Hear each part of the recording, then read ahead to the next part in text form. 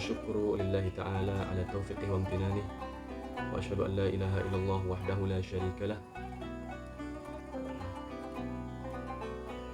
ta'ziman li sya'nihi wa kamalih, wa asyhadu anna nabiyyana Muhammadin sallallahu alaihi wasallam ad-da'i ila ridwanih sallallahu alaihi wasallam wa ala alihi wa ashabihi wa ikhwani.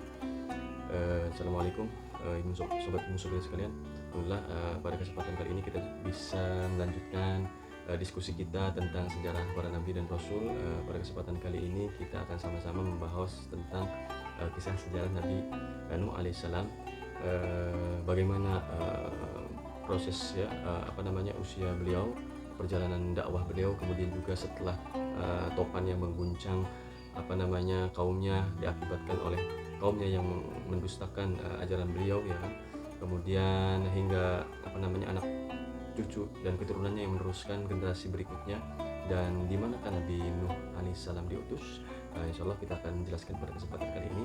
Tapi sebelum itu saya ingatkan kembali kepada sobat Ibnu Subini sekalian yang belum like, komen, dan subscribe, tolong agar tekan tombolnya, kemudian juga jangan lupa juga untuk menekan tombol loncengnya agar tidak tertinggal berita-berita selanjutnya seputar tentang sejarah dan khazanah Islam. Sobat Ibnu Subini sekalian, Nabi Nuh alaihissalam merupakan rasul pertama yang diutus oleh Allah Subhanahu wa taala ke muka bumi untuk menyempurnakan kembali akhlak manusia, meluruskan kembali ajaran mereka kepada tauhid, kepada Allah Subhanahu wa taala, penyembahan, ya kan, dan dedikasi, ya kan, kepada Allah Subhanahu wa taala semata, ya. Tidak mensyirikan dengan dan mensekutukan dengan sesuatu apapun. Ya, diriwayatkan bahwasanya banyak sekali ya ayat-ayat yang menjelaskan tentang kisah Nabi Nuh ini. Bahkan Allah Subhanahu wa taala khususkan dalam satu surat, ya, ada surat Nuh, ya, yang menceritakan tentang Nabi Nuh dan proses dakwahnya terhadap kaumnya. Namun perlu diketahui oleh kita bersama bahwasanya Nabi Nuh merupakan rasul pertama oleh Allah Subhanahu wa taala yang diturunkan oleh Allah Subhanahu wa taala ke muka bumi. Kemudian juga Nabi Nuh merupakan kakek dari ayah Nabi Idris alaihissalam yang kemarin saya telah jelaskan, ya, nasabnya ketika di video sebelumnya yang membahas tentang Nabi Idris alaihissalam. Dan para ulama sejarawan, ya, mereka mengatakan bahwasanya jarak antara Nabi Nuh ke Nabi Adam alaihissalam itu 800 tahun. Ada yang menyebut bahwa jaraknya 1000 tahun. Qila annahu man yaqul ala masafah baina Nuh alaihissalam wa Adam alaihissalam thamaniyatu qurun atau alfi sanatin, ya, atau 1000 tahun. Ada yang mengatakan 800 tahun, ada yang mengatakan 1000 tahun, ya. Dan dalam satu hadis, ya, Rasulullah SAW bersabda, ya, dalam Sahih Bukhari, kana baina Nuh wa Adam thamaniyata qurun kulluhum 'alal Islam. Jadi, sobat Ibnu Subini sekalian, jarak antara Nabi Adam dengan Nabi Nuh alaihissalam itu disebutkan dalam hadis, teksnya adalah thamaniyata qurun, ya, thamaniyata qurun ini. Namun dalam hal ini, ya, para ahli lughat berbeda pendapat tentang apa yang dimaksud dengan thamaniyah qurun ini, ya. Apakah di situ 8 abad atau 800 tahun, atau di sini maksudnya adalah 8 generasi, ya. Karena kalau misalnya kita sinkronkan dengan genealogis, ya, silsilah rantai keturunan nasab Nabi Nuh kepada Nabi Adam, itu juga terdapat 8 orang, ya, atau 8 kakek moyang kalau kita sebutnya kakek moyang. Ada 8 kakek moyang yang diantaranya, ya, kita sebutkan lagi, itu Nuh bin Lamik bin Mutawashlah, Nuh bin Lamik bin Mutawashlah bin Khanuh, ya. Nuh bin Lamik bin Mutawashlah bin Khanuh atau bin Idris, ya, bin Idris bin Yarid bin Mihlail bin Qainan bin Anush bin Syith bin Adam, ya. Nah, ini, ya, di nasab ini Nuh dan Adam ini, dari jarak antara Nabi Nuh dan Adam ini ada 8 orang, ya. Pertama adalah Lamik, kemudian Mutawashlah, kemudian juga Khanuh atau Idris, kemudian Yarid, kemudian Mihlail, kemudian Qainan, kemudian Anush, kemudian Syith, ya, ada 8 orang. Nah, maka pendapat yang paling kuat, ya, di kalangan para ahli bahasa, ya, ketika menafsirkan hadis ini, bahwasanya di sini adalah 8 generasi. Mereka berdalil dari hadis yang lain yang menyebutkan kata Quran juga, seperti contohnya khairun nasi ba'di khairun nasi qarni tsumma alladziina yalunahum tsumma alladziina yalunahum. Kata Rasulullah SAW, sebaik-baik manusia, generasi manusia adalah pada generasiku, kemudian yang setelahnya, kemudian yang setelahnya. Artinya di sini bukan diartikan korni di sini adalah tahun ya, atau periode masa. Ya, seperti yang dicontohkan kalau misalnya kita terjemahkan, sebaik-baik manusia adalah 100 tahunku, kemudian 100 tahun berikutnya, kemudian 100 tahun berikutnya. Ya, memang bisa jadi seperti itu, akan tapi yang lebih tepatnya adalah generasi ya di sini. Maka sebagaimana para ahli bahasa mengatakan bahwasanya ini adalah generasi, maka juga diterapkan pada teks yang lain yang menyebutkan tentang jarak antara Nabi Nuh dan Nabi Adam alaihissalam. Ya, di situ adalah yang lebih kuatnya adalah 8 generasi ya, yang telah tadi kita sebutkan nasabnya ada 8 orang ya, di atas Nabi Nuh sampai ke Nabi Adam alaihissalam. Jadi bukan 800 tahun. Nabi Nuh alaihissalam itu diutus. Nah, ini yang mungkin yang menjadi pertanyaan atau menjadi sorotan penting. Nabi Nuh alaihissalam itu diutus di daerah sekitar Turki bagian timur, kemudian juga di mana letaknya berbatasan dengan Kurdistan ya, Iran dan Irak. Maka di daerah ini atau di daerah Mesopotamia, Nabi Nuh alaihissalam diutus yang sebagaimana ada beberapa penemuan yang mengatakan bahwasanya Gunung Jud ya, tempat perahunya Nabi Nuh ini berlabuh itu di atas Gunung Jud ya. Gunung Jud ini terletak di daerah Turki, kemudian yang berbatasan dengan Iran dan Irak. Kemudian berapakah jumlah total ya, usia Nabi Nuh selama di muka bumi? Ya, adalah kurang lebih 1780 tahun. Pertama 580 tahun sebelum diutus kepada kaumnya, kemudian diutus kepada kaumnya adalah 950 tahun ya, seperti yang termaktub dalam surat Al-Ankabut ya, surat Al-Ankabut ayat 14. Allah Subhanahu wa taala berfirman, walaqad arsalna nuhan ila qaumihi falabitha fihim alfasanatin illa khamsina ama fa akhadhahumut tufan wa hum zalimun. Jadi dalam surah Al-Ankabut ini Allah SWT menjelaskan tentang periode dakwah Nabi Nuh alaihissalam kepada kaumnya itu 950 tahun ya. 950 tahun ya. Walaqad arsalna nuhan ila qaumihi, dan ketika Allah SWT utus Nuh kepada kaumnya, falabitha fihi, maka Nuh tinggal bersama kaumnya alfasanatin, 1000 tahun illa khamsina ama ya, 1000 tahun kurang 50, artinya 950 tahun atau 9 abad setengah. Falabitha fihim alfasanatin illa khamsina ama fa zalamu fa akhadhahumut tufan wa hum zalimun. Kemudian mereka dihempaskan oleh topan ya, badai banjir ya kan, akibat karena kezaliman mereka ya, pengkhianatan mereka kepada ajaran Nabi Nuh alaihissalam ya, yang mengatakan bahwasanya Nabi Nuh dalam kesesatan yang nyata ya kan. Jadi setelah diperingatkan oleh Nabi Nuh ya, bukannya beriman, malah mereka masih bisa membantah gitu kan ya, ya. Di sini juga dijelaskan bahwasanya manusia sebelum Nabi Nuh alaihissalam ya kan, sebelum Nabi Nuh alaihissalam ya, dari zaman Nabi Adam hingga zaman sebelum Nabi Nuh, itu mereka berada dalam ketauhidan kepada Allah Subhanahu wa taala ya kan. Kemudian akan tetapi ya, menjelang datangnya Nabi Nuh ya kan, pada akhir masa tersebut banyak sekali kesyirikan, banyak sekali orang-orang soleh yang kemudian akhirnya para kaumnya ini membuatkan replikanya ya, membuatkan patung ya kan, untuk mengenang mereka semua, sehingga ya kan setelah periode orang-orang yang membuat patung tersebut habis ya kan, dan tidak diberikan informasi bahwasanya ini hanya sebagai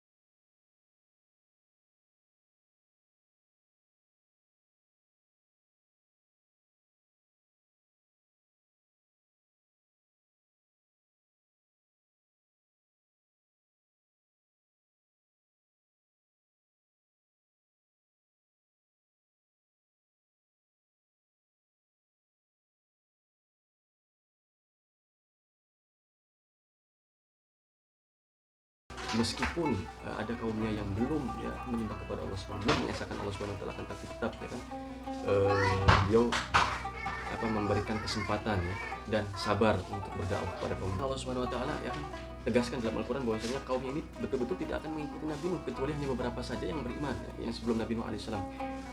Wa uhiya ila nuhi annahu la yu'mina min qaumika illa man qad aman. Nah di sini ya dalam surat Hud dijelaskan wa uhiya ila nuhin ya, dan diwahyukan kepada Nuh annahu lan yu'mina min qaumika ya, tidak akan beriman ya di antara kaum-kaum kamu ya, meskipun Nabi Nuh telah berdakwah 950 tahun ya, tetapi tidak akan beriman kaum-kaum di antara kamu ya kan, kecuali ya kan yang sebelumnya telah beriman.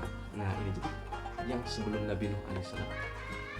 Kemudian Allah SWT perintahkan Nabi Nuh wasna' fulka bi'ayunina wahyina ya kan, agar Nabi Nuh membuat satu bahtera ya kan, yang nantinya akan mengantarkan mereka, menyelamatkan mereka dari badai topan yang menghempaskan seluruh kaum-kaum yang tidak beriman ya, ketika zamannya Nabi Nuh alaihissalam. Wa yasna'ul fulka wa kullama marra 'alaihi mala'u min qaumihi sakhiru minhum. Ya, jadi kemudian akhirnya apa? Ya, Allah Subhanahu wa taala memerintahkan kepada Nuh untuk membuat satu bahtera ya kan, karena nanti akan diselamatkan dengan bahtera tersebut. Kemudian yang lainnya innahum mughraqun ya, sedangkan yang lainnya itu nanti akan ditenggelamkan. Jadi bahtera kapal tersebut Nabi Nuh berdoa kepada Allah bismillahirrahmanirrahim wa qala irkabu fiha ya, menyuruh kepada kaumnya wahai kaumku ya, naiklah bahtera ini ya. Wa qala irkabu fiha bismillahirrahmanirrahim wa mursa inna rabbi laghafurur rahim. Yang mana ayat ini juga biasa kita ucapkan ketika kita menaiki suatu kendaraan ya kan, untuk mengantarkan dari tempat yang untuk berpergian, ketika safar juga ya kan, maka kita juga diperintahkan juga ya kan, atau disunahkan juga untuk mengucapkan doa ini. Kemudian wahiyya tajri bihim fi maujin kaljibal ya kan, dalam ayat ini dijelaskan maksud wahiyya tajri bihim kaljibal ya. Kemudian bahtera tersebut ya berlayar mengarungi gunung-gunung ya, karena gunung-gunung di sini juga hampir tenggelam ya akibat badai topan yang dikirim Allah Subhanahu wa taala kepada kaum Nabi Nuh yang membangkang terhadap perintah Allah Subhanahu wa taala untuk mengikuti Nabi Nuh ya. Akhirnya mereka dihempaskan dan hanya diselamatkan dari beberapa mereka, kemudian juga ya beberapa hewan ya kan, hewan-hewan yang berpasangan ya. Kemudian di antara ya orang ya atau kaum Nabi Nuh alaihissalam yang diperintahkan untuk ikut adalah anaknya sendiri ya, yang bernama Kan'an. Akan tapi ya kan apa jawab Kan'an ketika Nabi Nuh menyuruh dia untuk ikut dalam bahteranya? Qala sa'awi ilal jabali ya'simuni minal ma ya, wahai bapakku aku akan berlindung kepada gunung-gunung, aku akan mencari perlindungan kepada gunung-gunung ya, yang akan menyelamatkanku dari air bah tersebut ya, batu badai topan tersebut ya. Kemudian Nabi Nuh menjawab lagi, qala la asimal yawma min amrillah, qala la asimal yawma min amrillah illa man rahim ya. Tidak akan ada yang diselamatkan oleh Allah Subhanahu wa taala kecuali yang Dia kasihi. Ya, artinya di sini ya tidak bermanfaat gunung segala macam yang tinggi, yang menjulang tinggi ya. Akan tapi kalau misalkan dia ditakdirkan untuk ditenggelamkan ya sudah ya, apapun yang Allah kehendaki maka pasti akan terjadi ya. Meskipun telah ya bersembunyi di balik gunung ya kan ya, maka di sini Kan'an akhirnya ya meskipun dia mencari perlindungan ya kan di balik gunung tersebut dan tidak ikut dalam bahtera tersebut ya, akhirnya tetap ditenggelamkan oleh Allah Subhanahu wa taala ya. Maka di situ juga dijelaskan bahwasanya innahu amalun ghairu shalih ya. Jadi dia bukan amal soleh kamu ya, jadi ibaratnya meskipun anak kandung sendiri tapi ya tidak diakui ya. Tidak kalau misalkan tidak karena kesolehannya ya, sehingga akhirnya keturunan Nabi Nuh ya kan Allah Subhanahu wa taala sebarkan di muka bumi dari 3 anaknya yang lain, diantaranya ada Sam, Ham, dan Yafid. Sam, Ham, dan Yafid ya.